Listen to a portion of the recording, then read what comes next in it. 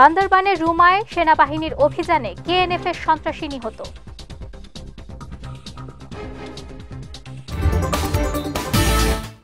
এবং অপহরণের একদিন পর পল্লী চিকিৎসক সহ 2 জন উদ্ধার।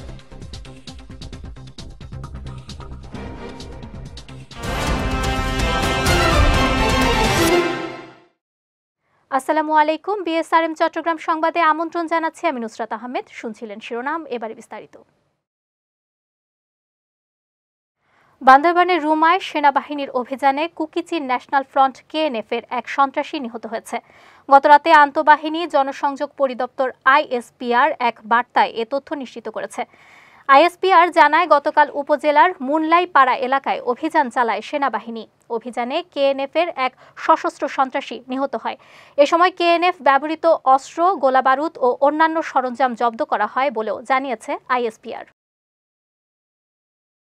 অপহরণের একদিন পর কক্সবাজারের টেকনাফের শিলখালী পাহাড়ি এলাকা থেকে পল্লী চিকিৎসক সহ 2 জনকে উদ্ধার করেছে পুলিশ।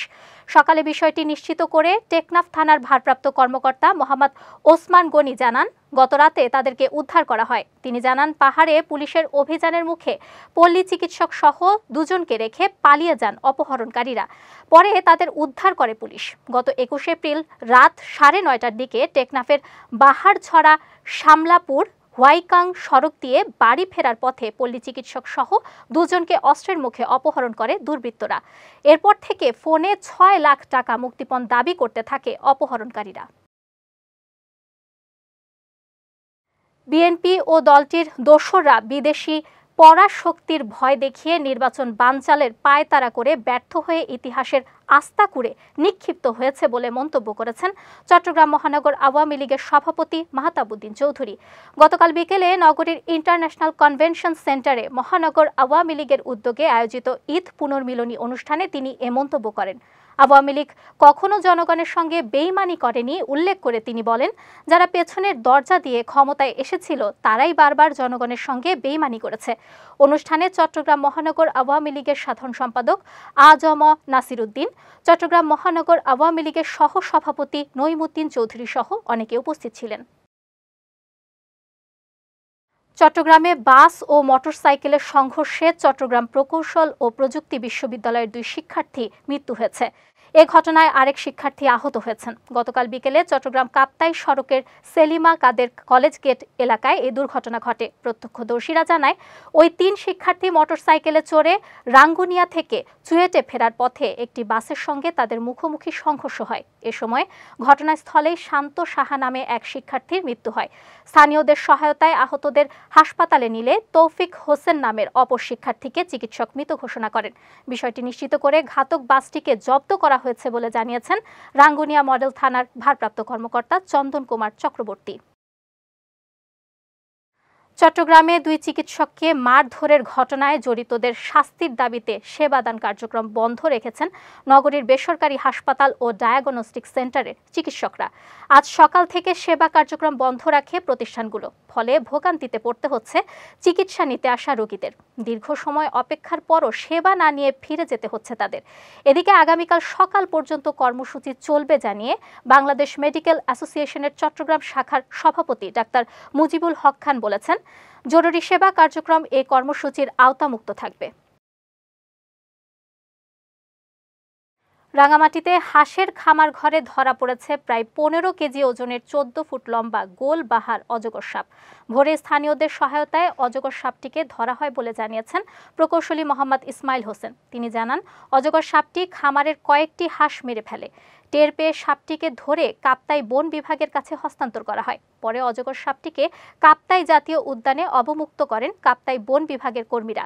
এ সময় কাপ্তাই উপজেলা নির্বাহী কর্মকর্তা মোহাম্মদ মহিউদ্দিন, পার্বত্য চট্টগ্রাম দক্ষিণ বন বিভাগের কাপ্তাই রেঞ্জ অফিসার আবু সুফিয়ান, রায়ং-খিয়ং মুখ বন শুল্ক পরীক্ষণ ফাঁড়ির স্টেশন কর্মকর্তা মোহাম্মদ মহিউদ্দিন চৌধুরী সহ বন বিভাগের অন্যান্য কর্মকর্তারা উপস্থিত ছিলেন। সকলের কাছে সেবা কার্যক্রম পৌঁছে দিতে লায়ন সদস্যদের আরও বেশি কাজ করার আহ্বান জানিয়েছেন আন্তর্জাতিক সেবা সংগঠন লায়ন্স জেলা ৩১৫ বাংলাদেশের governor Lion MDM Mohiuddin Chowdhury. দুপুরে নগরীর আগ্রাবাদে একটি রেস্টুরেন্টে নতুন Lion Club of Chattogram Karnaphuli Crown এর চ্যাটার প্রেজেন্টেশন ও নতুন মেম্বারদের পরিচয় অনুষ্ঠানে তিনি এ আহ্বান জানান। ক্লাবের সভাপতি লায়ন জয়দেব চন্দ্র দাসের সভাপতিত্বে অনুষ্ঠানে জেলা governor Kohinoor Kamal, lion SM Shamsuddin, lion Abu Bakkar Siddiqui সহ অনেকে উপস্থিত ছিলেন। চট্টগ্রামের টাইগার পাস মোড় থেকে CRB অভিমুখী দ্বিতল সড়কে র্যাম্প নির্মাণের সিদ্ধান্ত বাতিল এবং CD এর সুস্পষ্ট পরিকল্পনা ঘোষণার দাবি জানিয়েছে সম্মিলিত পরিবেশ রক্ষা আন্দোলন চট্টগ্রাম। দুপুরে নগরীর প্রেস ক্লাবের S রহমান হলে সংবাদ সম্মেলনে এ দাবি জানান তারা। সম্মেলনে বক্তব্য রাখেন সম্মিলিত পরিবেশ রক্ষা আন্দোলন চট্টগ্রামের সংগঠক ঋতু পারভী, মঞ্জুরুল করিম বিপ্লব, আবু সুফিয়ান, সৌরভ চৌধুরী সহ সংগঠনের বিভিন্ন পর্যায়ের নেতারা। এ সময় বক্তারা বলেন, দ্বিতল সড়কের উপর বা আশেপাশে র্যাম্প হলে এখানকার জীববৈচিত্র্যের ভারসাম্য নষ্ট হবে, তাই এই র্যাম্প নির্মাণের সিদ্ধান্ত থেকে সরে আসার দাবি জানান বক্তারা। টেকনাফে যুব সংঘের উদ্যোগে জলবায়ু পরিবর্তন রোধ ও প্লাস্টিকের পুনর্ব্যবহার নিশ্চিতের লক্ষ্যে প্রচারণা সভা অনুষ্ঠিত হয়েছে। গতকাল বিকেলে পুরান পল্লান পাড়া ২ নং ওয়ার্ডের শেড ও অ্যাকশন এইডের সহযোগিতায় এ আয়োজন হয়। সভায় বক্তব্য রাখেন পুরান পল্লান পাড়া যুব গ্রুপের উপদেষ্টা কুলসুমা বেগম, সমাজসেবক সালেহ আহমদ সহ অনেকে। এ সময় জলবায়ু পরিবর্তন রোধে সচেতনতা বৃদ্ধির পাশাপাশি সকলকে এগিয়ে আসার আহ্বান জানান বক্তারা। চট্টগ্রাম সংবাদ শেষ করার আগে শিরোনামগুলো দেখে নিচ্ছি আরও একবার।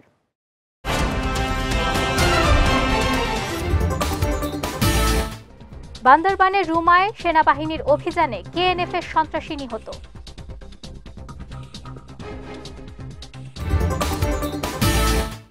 এবং অপহরণের একদিন পর পল্লী চিকিৎসক সহ 2 জন উদ্ধার।